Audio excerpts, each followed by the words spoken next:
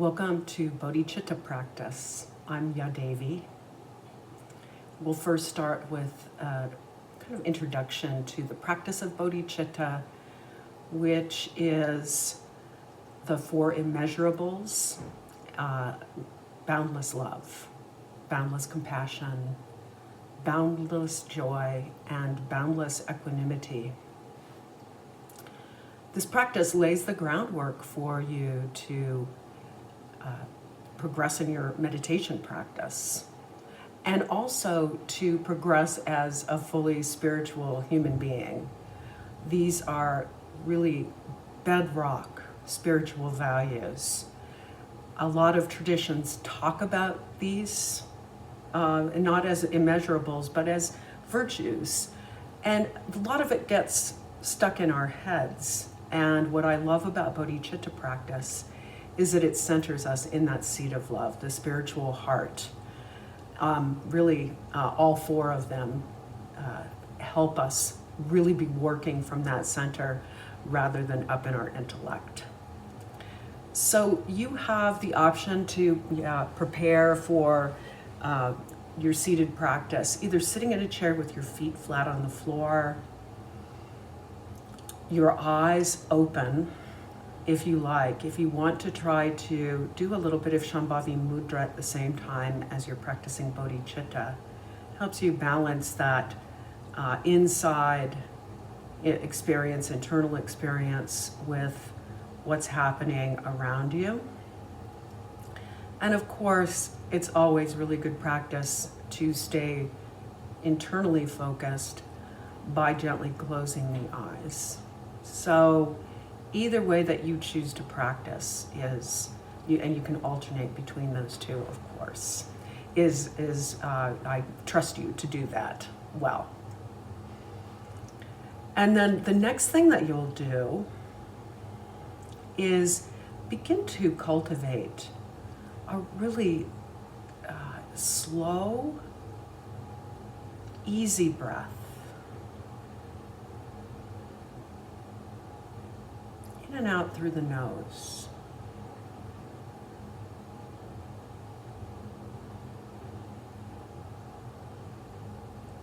Babaji's teaching over the past few years has really been emphasizing a really relaxed attitude rather than one that is really pushing into whatever it is that you're practicing. And it really starts with the breath, which is a reflection, or maybe even the voice of the inner self. So working to take slow, conscious inhales and equally slow, conscious exhales is a really great way to prepare for meditation practice.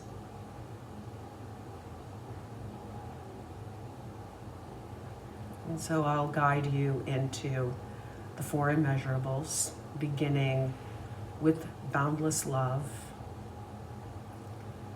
Breathe slowly into your nose and toward your heart. And begin to think of people and friends and pets and co-workers, people that are inherently already lovable to you. And let that love begin to expand within you, within your heart.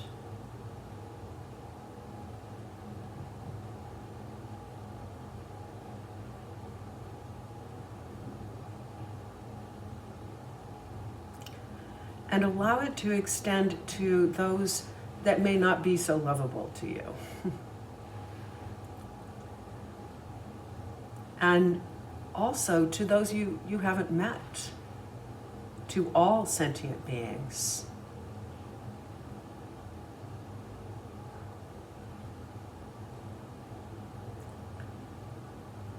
Rudy writes, Love breaks down the barriers within people anyone who is alive is worthy of being loved. For the ability to live is a creative act.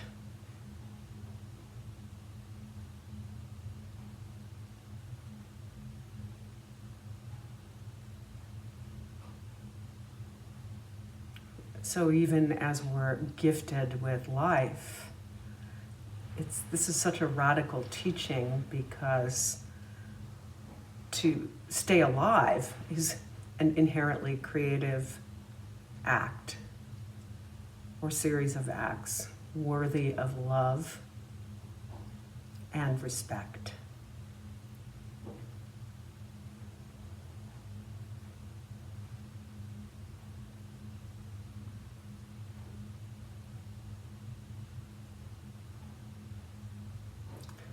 Transition next to the second immeasurable, boundless compassion.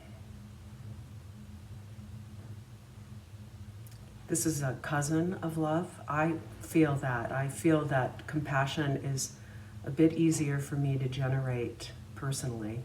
Personally, I feel that than love and joy and equanimity. This recognizing that all sentient beings suffer and finding camaraderie in that, and knowing that even people who make a habit of causing suffering for others are also themselves suffering and thereby worthy of compassion.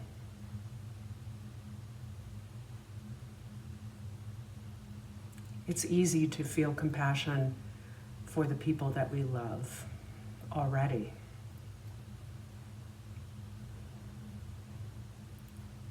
And where we really grow in boundlessness is to offer that to those who we disagree with, who do destructive things.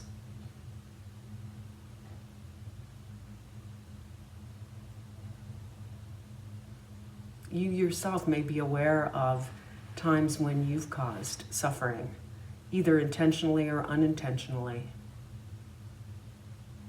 And so extend that compassion, offer that compassion to yourself as well.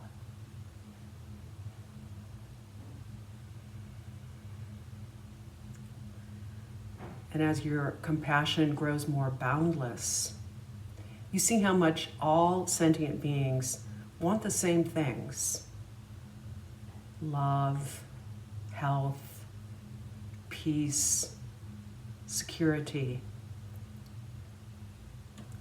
and how often they go about getting them in unproductive ways.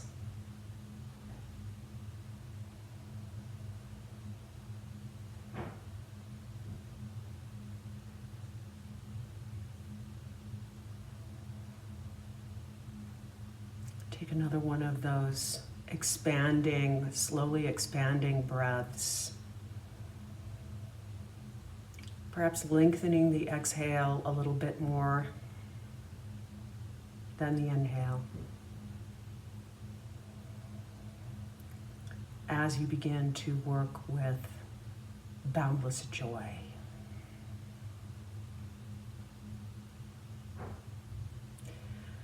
To start with, sitting down to practice bodhicitta, to practice joy, to practice the cultivation of joy is a really rare opportunity. And so for me, gratitude often engenders joy. That I can recognize the good things in my life. Babaji often teaches that we focus so much attention on what's wrong with us, what's wrong with the world. And in doing so, we neglect to focus on what is already going right in our lives. Like being part of this community, just for starters, being part of this particular Teacher's Path training, where we have the opportunity to share a bit more of our practice with others than we may have previously believed possible.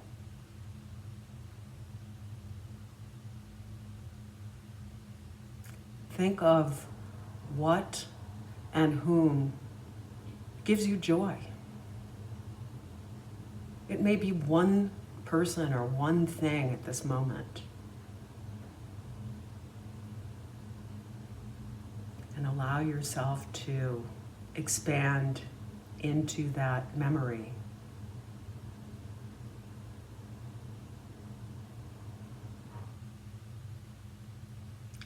Rudy notes when you open to joyousness, you allow God to enter your being.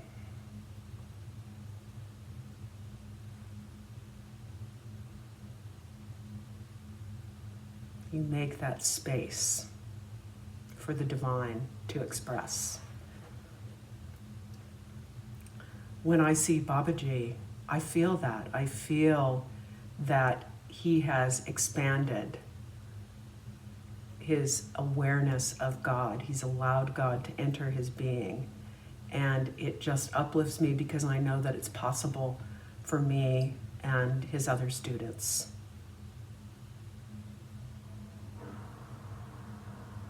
And the fourth immeasurable,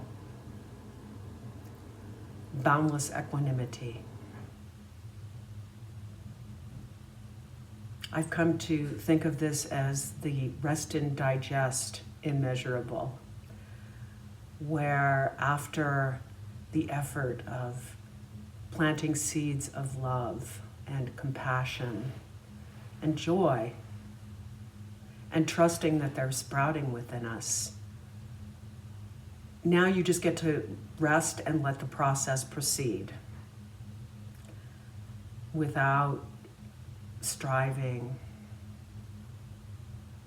and to shift your awareness of the effort of cultivating boundless equanimity as more of non-doing. It's an effort, but it's different from planting seeds and watching things grow and harvesting. I like to think of equanimity as being a process of marination, where everything that you're accomplishing in your bodhicitta practice today, all those energies and flavors are soaking in.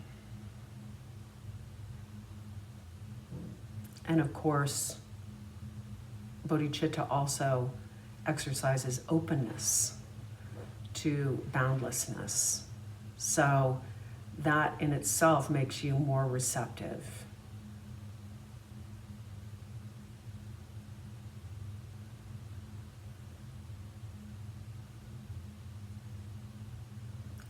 I also, because I love food and that kind of preparation, I also like to think of equanimity as being an after dinner mint that you allow to dissolve on your tongue.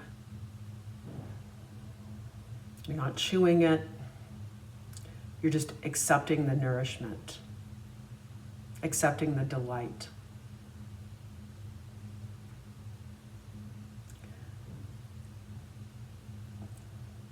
You just allow yourself to be receptive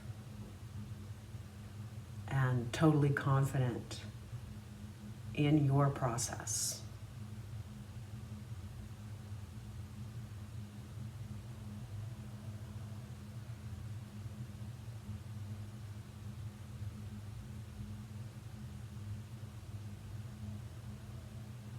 And let the sound of my voice be the closing bell for the practice.